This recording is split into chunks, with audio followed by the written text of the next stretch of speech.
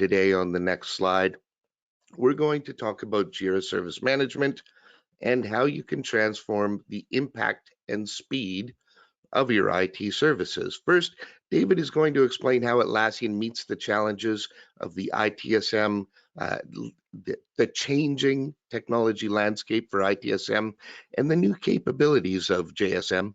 And after that, Celine will make a demo for us that will show us how to leverage Jira Service Management, OpsGenie, Bitbucket, and Confluence features in your ITSM practice. And once that's done, we'll have the Q&A session to finish up. So at this point, I'm just going to hand it off to David and let him get us started. How are you, David? Very well, thank you, Mark. Thanks ever so much for having me on. I think if you're able to transition the slides to me, I can then start to present. Fantastic.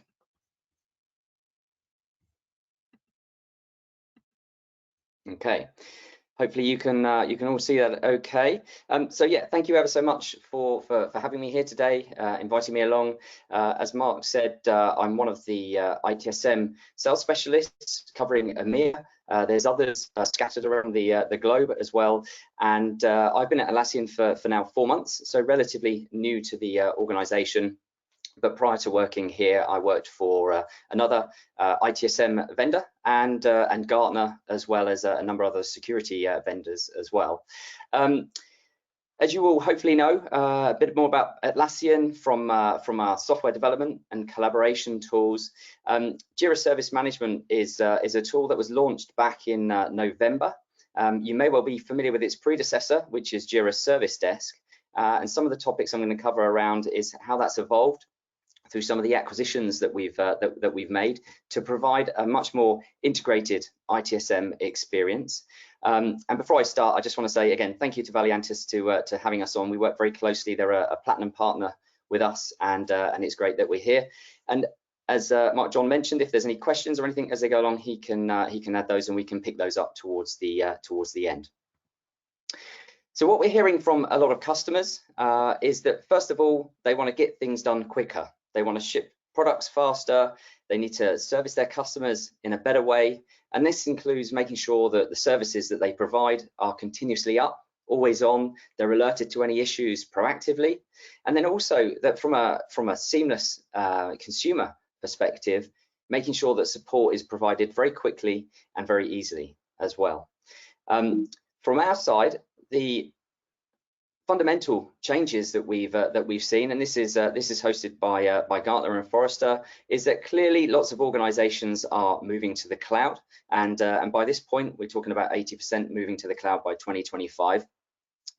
Now, with regards to Jira Service Management, we have two options. We have our cloud option, and we also have our data center option as well. So both are available, which is a good differentiator for us. And obviously, we act as part of that overall solution when it comes to integrating with the other products that were mentioned and part of the demonstration that we'll provide later.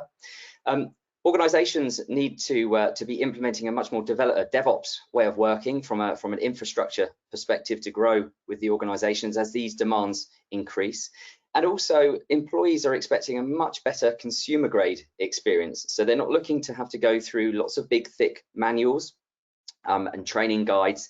They want to be up and running very quickly as if they were in that consumer world. With regards to why, one of the reasons why we've increased our footprint is because organizations are needing to adopt a more agile approach when it comes to IT service management. And those organizations that tend to ignore the way of moving into a more agile environment will get held back, and the organizations will then look for more agile ways of doing this outside of those areas. So there's lots of ways that we can help around that, and that we can help make sure that is much faster and a flexible way of working. The legacy tools that we're talking to, so most organizations that we speak to have some form of ITSM solution in place. Now, whether that be from some of the legacy competitors that are out there, which are much more kind of modular, or smaller niche vendors for certain specific aspects, what we're hearing from customers is that those solutions are typically inflexible and aren't as dynamic as the business requires. They also reinforce siloed knowledge and sharing, because they're often broken up into different teams that don't necessarily collaborate as well as they can do. And that also then imposes some friction across the team. So we're here to make that a lot easier when it comes to working across those teams. The way that Atlassian approaches this is we're not just talking about features and functions when it comes to Jira Service Management. I think it's very important to say, and clearly you should know this, that the culture, the practices that are involved, as well as the product, go towards making that a very special experience and improved experience as well. So we're very much leveraging ITIL 4 in a way of working in a much more flexible, agile way. We've got the Atlassian team playbook, which if you haven't seen, there's a link to it on the next slide, which ensures that organizations get the best out of their team, that they have a healthy team status and way of working, and a familiar way of working as well. So the Atlassian team playbook really helps towards developing that cultural aspect, which is really needed when it comes to working in a DevOps environment. And the product itself.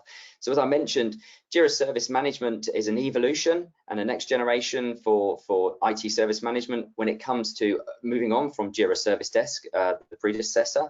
And we've made a number of acquisitions that are being included into the product and building it out from there. This is the team playbook. You can see the link down there, atlassian.com team-playbook. As I mentioned, it's got the health monitors, which talk about what your team are doing and how you can make sure that you're successful. The plays and different gaming plays as well to make it a bit more interesting when you're challenged within the organization as well. Here's a slide that just talks about where Jira Service Management fits within the overall solution stack. Now, there are about 400 or so ITSM vendors out there. And with regards to that, we come at it from obviously the Agile and DevOps perspective and building on to that. So what we're able to provide is a single platform for our customers to ensure that work can transition smoothly from those customers into the support and run aspects of the business as well. What we're talking about here is not just siloed teams, as I talked about earlier, but taking on board the ITIL 4 piece when we're looking at a number of different practices that blend and merge across different areas, such as service desk and request management, service configuration, asset management as well, and working for those teams so that people that need to work in the system work as teams, and they're able to collaborate a lot quicker and a lot easier as well. And as part of Jira Service Management Platform, which is obviously based on Jira as well, then that includes the easy way and simple way of building out workflows, building out SLAs, and utilizing the automation capabilities that we have as well to ensure faster responses, more informed organizations as well, and so we can move on from there. So I mentioned Jira Service Desk. So Jira Service Desk, we had a number of customers and taking that through to Jira Service Management, we've now got over 30,000 service management customers. And that includes some of the largest organizations all the way through to startups and smaller organizations as well. So within the website, there is some good information, a lot of information about the different plans that we have across the cloud and data center options. And really, we've expanded out on that. And we're not just seeing customers within IT. These are customers as well that are expanding outside of IT, because it also can encompass things like working with HR for onboarding, offboarding, working across facilities as well, legal as well, and a number of different areas that we can expand to. So Jira Service Management, as I mentioned, we've taken on a number of acquisitions, and this includes two core areas for that. The first one is Opsgenie, which is, we'll go on to a little bit further as part of the demonstration, but around incident management and major incident management as well. So helping organizations to put together a better, quicker, more efficient post-mortem, and then escalating that through the portal, making it easy to manage those major escalations. So Opsgenie as a standalone product previously was an add-on that we could add to Jira Service Desk. Now that's fully integrated within Jira Service Management. On the far right-hand side, we've also got asset and configuration management. So we acquired Mindfill around a year ago or so, and that enables a flexible CI discovery tool and asset tool as well. So you understand and you have visibility around what is within your organization. The dependency mapping can also be built out so that you can get to the heart of the issue a lot quicker and link them directly to the requests and issues as well. And then we're also adapting change management as well. So when it comes to faster requests and approvals as well, in a more DevOps way, automating it, building it in with the CI/CD tools that you have as well. And then we've also got the risk assessment engine that can build out understanding whether this needs to be a standard change, which can flow through with minimal approvals, or a more intricate change management piece is required. And it's important to talk about the return on investment clearly. Our commercial price point when it comes to Jira Service Management is incredibly aggressive. So it's good to look at that and understand and match up the functionality that you do require. But what we've done here is we have a Forrester report which talks about the total economic impact. And so we have the quantifiable benefits and the unquantifiable benefits. And so the quantifiable benefits are around improving the agent productivity, the infrastructure and operations team ensuring they can do more, big cost savings when it comes to retiring those traditional solutions that are in place that may be more bloated and heavily customized as well, which can be very difficult to upgrade and manage. And also improving the end user productivity as well. Unquantifiable benefits, which are things like collaboration and user experience. And here are a few examples of customers that were interviewed as part of the Forrester Total Economic Impact Report, which talks about the fact that they gained 246% return on investment when switching from their legacy ITSM tools. So it's not just a case of looking at the license prices, it's obviously the ongoing maintenance and management of that as well. And as I mentioned with our cloud solution, those upgrades are just rolled in. The faster time to market. So customers can be up and running within days and weeks. Average implementation time for the larger organizations is from 2 months, and also improved efficiency as well. So greater productivity, better visual access to what is needed to be done, and really working in to make sure that the DevOps way of working and the Agile way of working alongside the other Jira products are a much faster way of getting things done. So 3 of the key kind of takeaways just from this very quick overview that I've provided are that we're looking at for a faster time to value. So empowering those teams so they can move and have a lighter, more flexible solution. Increasing the visibility as well so that we can be much more collaborative and working in a better way. And as I've mentioned a few times already, some of our key strengths is joining up the development and operations teams to make sure that the flow of work can accelerate between those. There's also one guide that would be worthwhile having a look at, and we can send this on as part of the follow-up, which is the complete guide to ITSM from Atlassian, which is a detailed report which talks through a number of the different components that we have and the best practices around that as well. So I'm just going to pause there for a moment, and I'm going to change over presenters to Celine, who will be able to run through a demonstration talking about some of those core aspects that we've just talked about here. Okay, Celine, can you see that? Yes, thanks, David. Thanks for this very good explanation. So I'm going to share my screen. Okay, so you should be able to see. So in today's demo, I will show you how to map a service as critical, the incident escalation process, and the incident documentation. For the tool that I'm going to use Bitbucket, Jira Service Management, Opsgenie, Confluence. And I have to play a different role for this scenario. So I will be working at the great company, and I will be 2 different roles. So I will be a dev user that will be deploying code in Bitbucket, using Jira Service Management for the alert. And I will play the role also as incident manager using Opsgenie and Confluence for the documentation. And for this great company, we have a very critical application which is called Hello World, and I will show you how it looks now. So I will share my screen here. So we have a very simple JavaScript application displaying Hello World, as you can see here. So this application is hosted in Heroku. So there is 2 environments, one staging and one production, and the code is deployed from Bitbucket. So here in Bitbucket, I have my Bitbucket pipeline. And before deploying the application in staging and automatically in production, I have a very simple test which is running at each commit and check if Hello World is displaying. So if it's not the case, the app is not deployed in staging and not in production. So here I have my tests that I can show you. So you see I have a simple check here. And the dev team created a service desk project here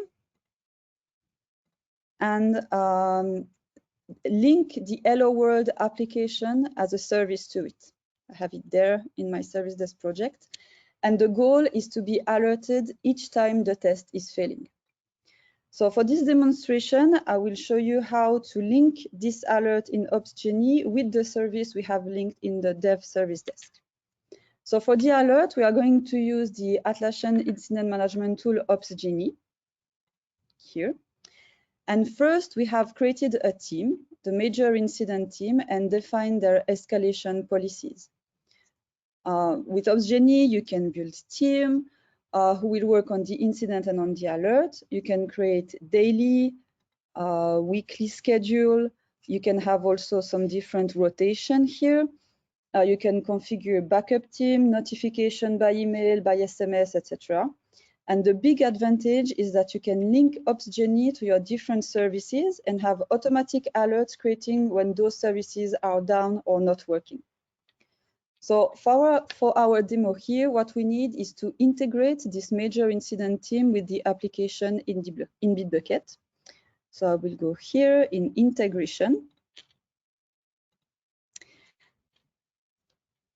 Click add integration.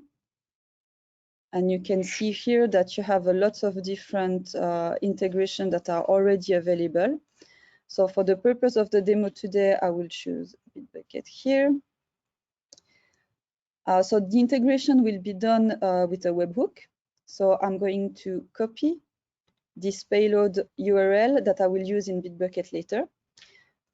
Here you can choose the name of the integration, and you can also add some extra properties here. So you have all these properties that you can take from Bitbucket to be displayed in your alert in OpsGenie. So for example, here I will add an extra property for the last commit message, and the value will be push last commit message. So it means that every commit message that I will put in Bitbucket will be displayed on my alert. So I will add this property. And I map also the priority of the alert. So in this case, I will choose a P1 critical. And I save my integration. So now I have to link Bitbucket with this alert. So if I go to Bitbucket, I am in my Bitbucket pipeline. I go to the repository setting, webhook. I'm going to add a webhook. I will put a title OpsGenie alert. I will paste the URL that I have from my integration in OpsGenie. And here I can choose from a list of triggers for this alert. And in my example, I will select, so I will keep the repository push and I will add the pull request declined. And I'm saving my change. So now OpsGenie is linked with our Bitbucket repository. So now it's the time to test our alert. So what I'm going to do is I'm going to change the text in my app, which will make the test fail. So in Bitbucket here,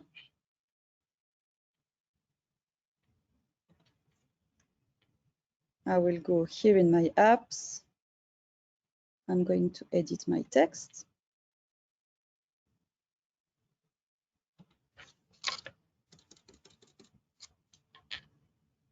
Commit my change. I can put some message here that will be displayed in my alert. Changes on the text. And here I commit my change.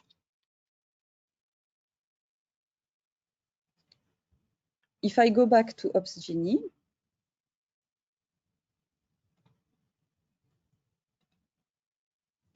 here there is an alert in P1, as you can see, so push new commit to Bitbucket pipeline. And what I'm going to do is I'm going to acknowledge this alert, which means I'm becoming the owner of it and the notification to the responder start to be sent. So here I will click acknowledge. And from this alert, I can create an incident to start the incident management process. So as an incident manager, I can select here my alert. Here under incident option, I can click create an incident from this alert. You can see that you can select multiple alerts if there is any. And now I have to create my incident. So I will put as a P1 critical. Hello world is not working.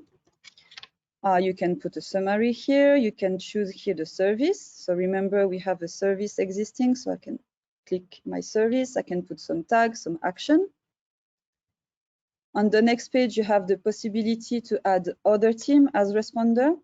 So this alert has been mapped with the major incident team. If the incident manager thinks other team needs to be involved, you can put it there. You can also add some responder user, so individual user that needs to be involved in this incident. On the last screen, you can add some individual stakeholders, so meaning people who are not part of the incident management, but needs to be aware of the status of this incident and how the progress are in it. So it could be, for example, someone at the C-level, a VP who needs to be alerted for P1 critical incident. So here I'm going to create my incident. And here I have my incident. So now if I go back to my service desk project, as an agent, I see that the incident here is visible, and I see that there is a major incident ongoing. I see also in the queue here that I have already 3 tickets open from different reporters saying that there is an issue on the Hello World application. So what I'm going to do is I'm going to use this new feature in Jira Service Management that allow you to select multiple tickets and transition all the tickets to the same status and also send the same message to all the reporter. So here I will choose the transition work in progress, so investigate. And here I can respond to the 3 reporter the same message. Hi, we are working on this issue. Thanks. So I'm going to update the 3 tickets. And you see here that is transitioning. Now, if I'm going back to Opsgenie, as an incident manager, I have my incident here, which is open. So if I click on it, I see that it's divided in 3 different screens. So we have description, communication, and timeline here. So in the description here, you can add other impacted service, if any. You can add some extra property. You can already create Jira software issue. So for example, here I can say, okay, we have Jira software project, which is development for the Hello World application. So I can open already a bug for them from my incident saying issue with the Hello World testing. And here I can straight away create and link my bug to this incident. We can also here link requests. So here automatically, because the service is mapped with our service desk project, I can see all the existing issue already open in my service desk, so I can already link it here. So you can see there, the test is failing. Oops, sorry. And here it's linked. Here you have the postmortem. So you can, if you click this button, it means that the postmortem is required. So you will have no choice but create a postmortem to close this issue, this incident, sorry.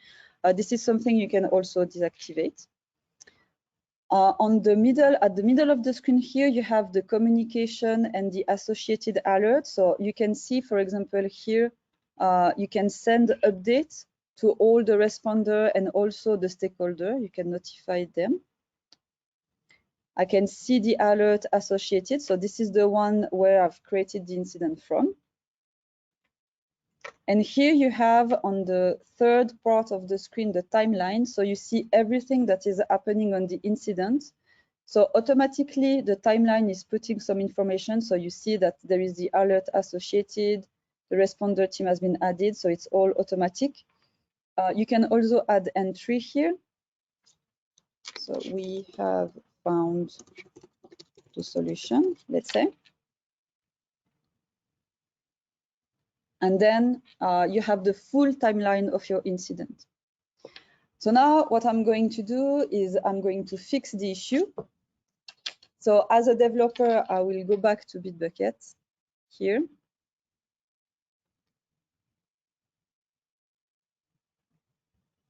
And I'm going to fix the issue on the app. So I will edit my code.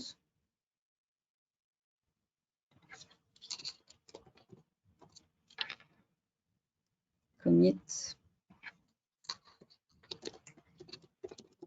I will put a message.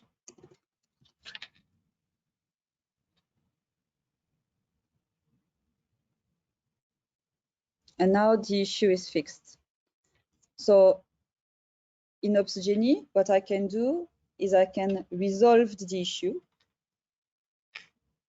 And you see that the status is changing. And I can also resolve the alert here.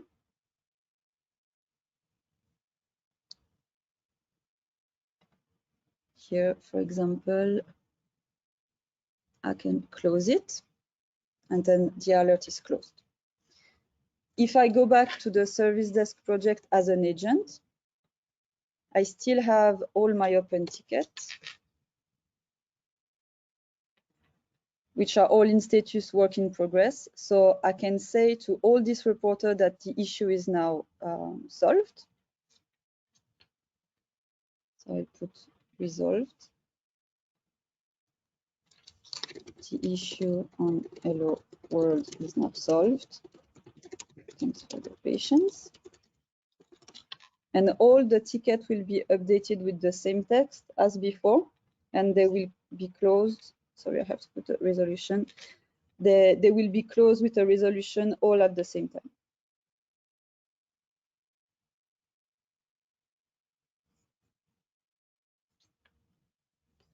So now, as an incident manager, I would like to have some documentation on incidents, some post-mortem report or some steps, troubleshooting steps. So in Confluence,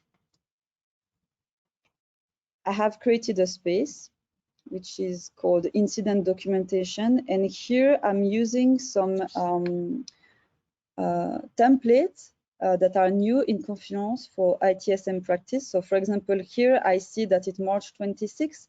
I had already an incident for the Hello World. I can put the related incident link, the priority, etc. So it's very interested ITSM template to help you to have a good post-mortem report with some information and to share with every stakeholder. We have also another template, which is the troubleshooting steps. So for example, in the case that you have an incident that is ongoing and maybe need some troubleshooting steps, you can use this template here. where you have the application monitoring that you can describe, the known error, and all the troubleshooting here. So it could be very useful, especially for the responder to the incident, to have a document and to be able to follow it for future incidents. And that will be it for me for the demo. So I will stop share my screen.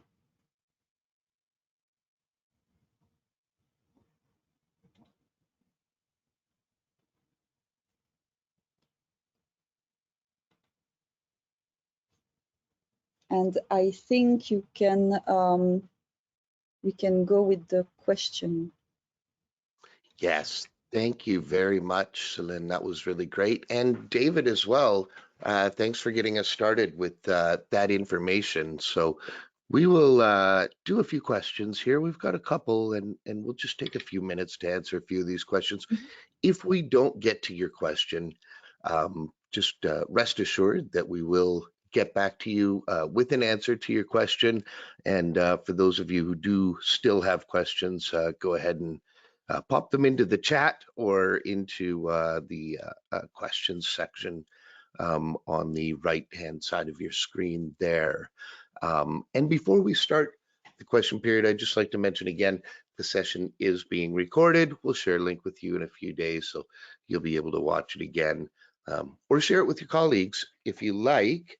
But I'll start here. I've got a question from Holly, and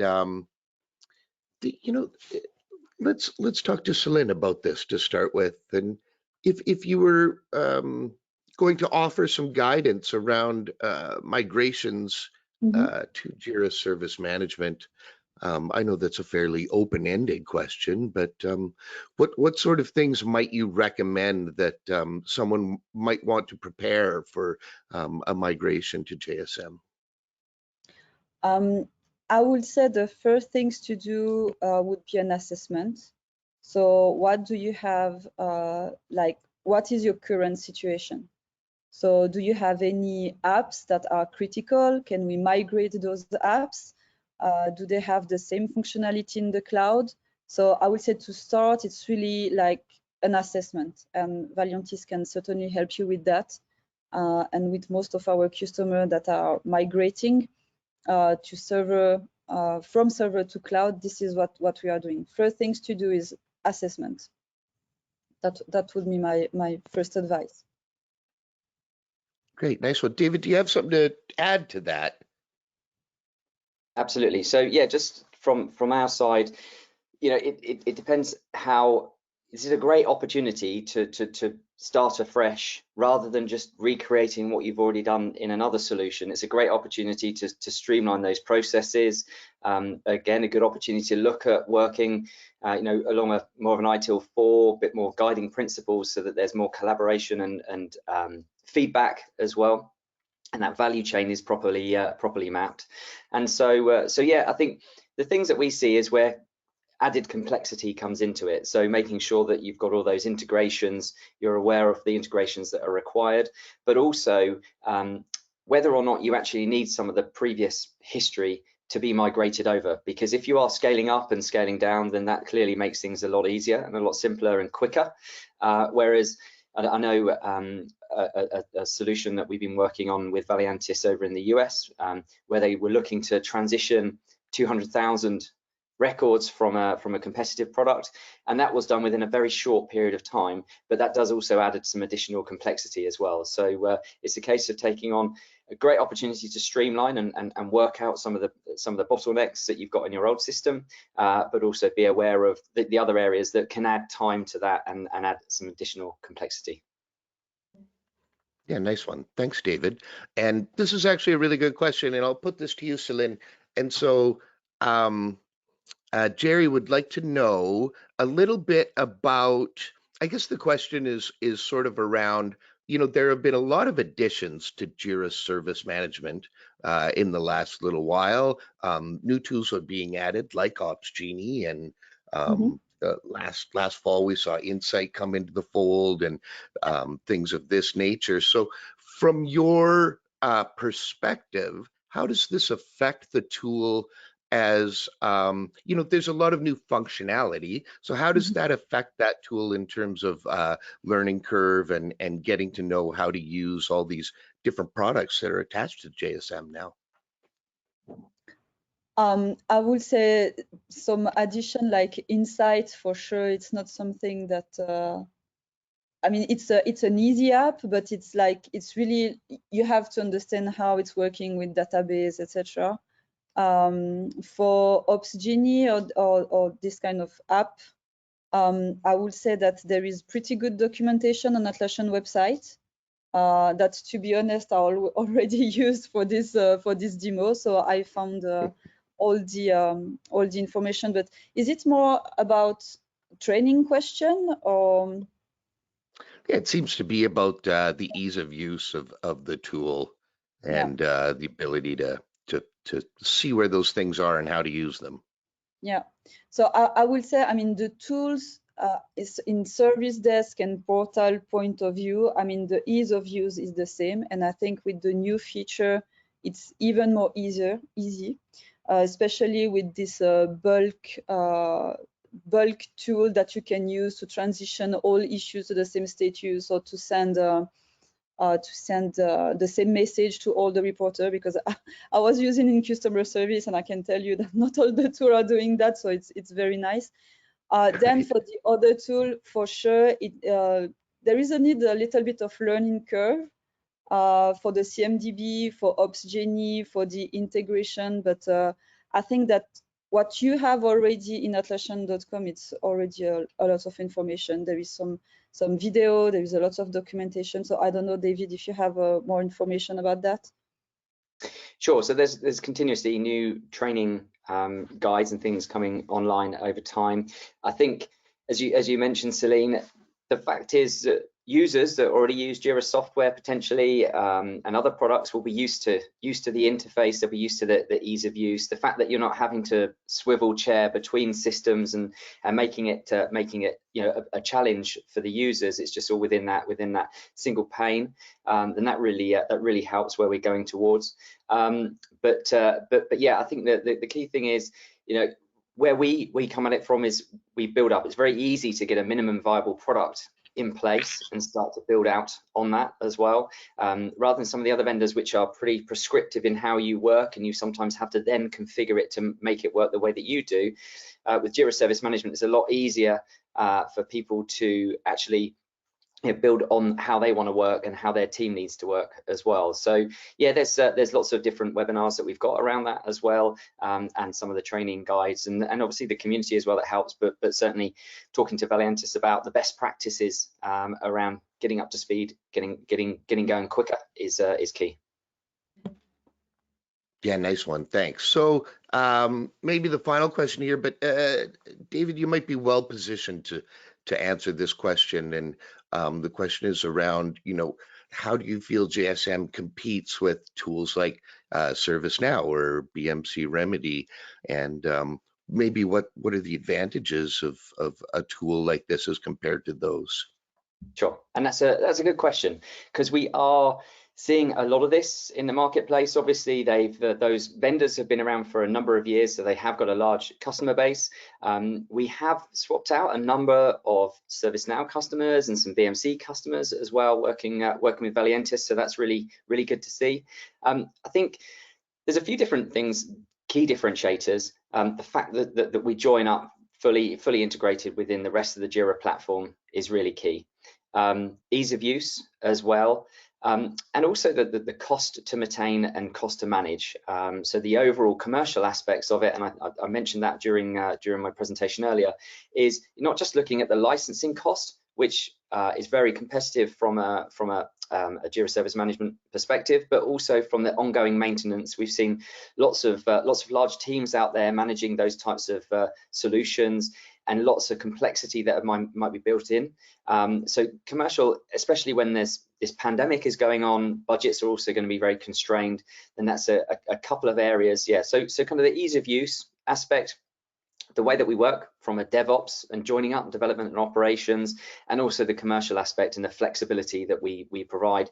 And those acquisitions that we've made with Insight and also with Opsgenie and other acquisitions that are ongoing will all bring absolute strength to the proposition and position us very well. We've also got some of the apps in the app marketplace as well. So what we're also finding is companies are looking to transition from those larger, older solutions purely because there's lots of functionality there, and they do include a lot of functionality, but they're not all fully utilized. So whereas with us, you can build up on that functionality, and if there's stuff that isn't necessarily in JSM, then we have the Marketplace app, which is an app store, which is very active as well for additional sort of bolt-ons. But making sure that you're not paying for functionality that you don't use really impacts the return on investment that you have and the success of the solution as well, and that can hold things back. So that's one of the key another key differentiator for us, is making sure that you use the functionality that you need rather than buying everything that you need and working back from there. Yeah, really great. That was great.